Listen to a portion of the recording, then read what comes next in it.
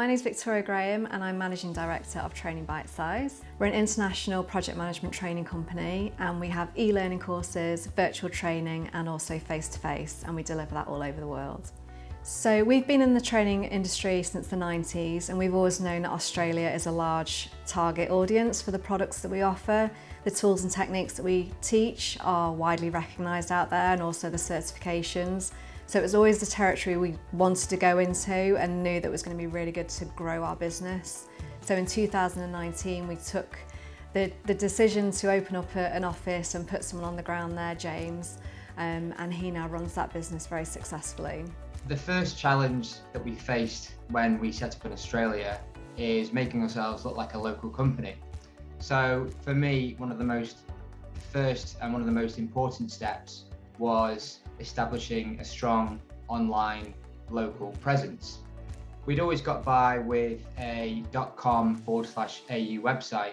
We had a virtual office there, address, we had a virtual telephone number, we had obviously Australian pricing, but we would try to answer our inquiries that would come in, our Australian inquiries in the UK, outside of UK hours during Oz hours. So it's quite tricky being based in the UK and kind of trying to juggle this as well. So we soon realised that we had enough business there, we had enough traffic, we had enough inquiries to have someone on the ground in Australia. So when we decided that I was going to make the move and open our Australia office, expand our offering in Asia Pacific, it was really important that we looked like a local company, not like a UK company. So one of the first things we wanted to do was establish a .com.au website. Now, the step just before that was to get an ABN, which is an Australian business number. And what we did was we had to get a company established, so an Australian company established. We created a subsidiary of Training Bytesize UK. So we called it Training Bytesize Pty Limited, that's the Australian company. We were then allowed to have the .com.au domain, and that really makes a huge difference to people here, as it does anywhere. People, especially in our industry, want to know they're dealing with a company that are based in the same country as them. There are certain things that I was required to do in person. So when I landed, I had to open a business bank account. The next thing that I did when I was on the ground in Australia is I found an accountant that we trusted. You know, this made a huge difference to my life. This made things a heck of a lot easier. You know, they helped us with get GST registered. They helped us with our business activity statement lodgements. They helped us with our, just basically to stay legal and compliant from a tax point of view. So in summary, I would say try to get as many things set up as possible before you move over or you send one of your employees over. Do all that work before you come to Australia. It makes life a heck of a lot easier, and you can concentrate when you land on what's important, and that is growing the business. So I found in general the months between November and February tend to be very quiet from a business point of view. I think a lot of people here tend to take holidays, tend to go away, and business does kind of tend to shut down, much like the summer holidays in the UK. I guess it's seasonal, you know, so that took some getting used to when I first came out here. The end of financial year is different again, so it's June here, and in the UK it's obviously March. So that was also something to consider. We obviously have quite a lot of corporate clients. It affects their budget, when they're going to get new budgets, when they can spend their money, or they're going to do a budget dump and buy some training courses. So that was also that you also have to consider that when you're doing your forecast and you're thinking about sales for the year. And obviously it affects us as a company as well when to close our books for the year. All of our pay-per-click advertisements on Google, all of our SEO stuff, all of our copy on our product pages on our website has to be specific to Australia. You know, you can't just replicate what we've got in the UK, even down to what's on the product page. You know, it has to be different.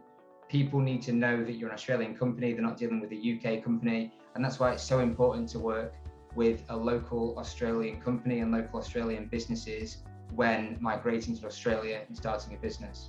So the Department for International Trade have been really helpful for us. They have specifically helped us with funding towards one of the major shows in Australia, which is the Project Controls Expo in Melbourne.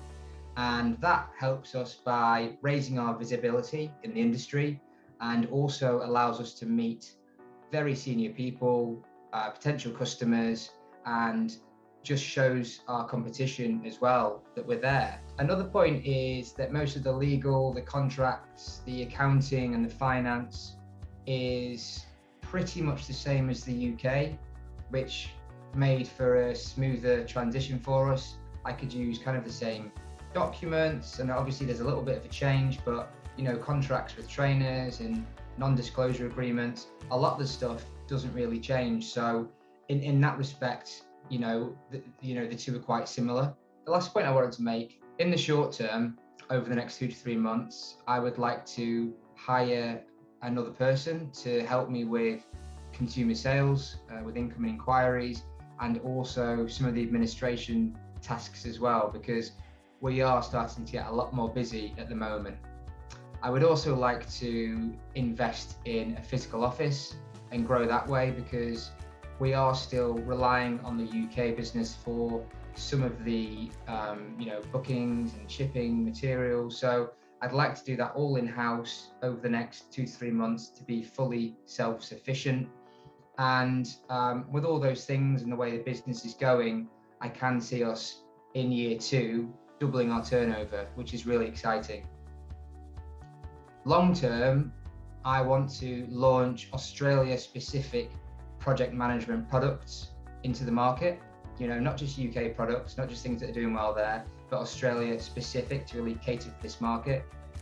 I would like to be represented on all of the government and all of the federal government panels as we grow and as we grow our team, because we can handle that capacity of learners. And also, much the same that we've done over here, eventually we're going to be opening this office, like I mentioned. I would like to replicate this model out in New Zealand as well.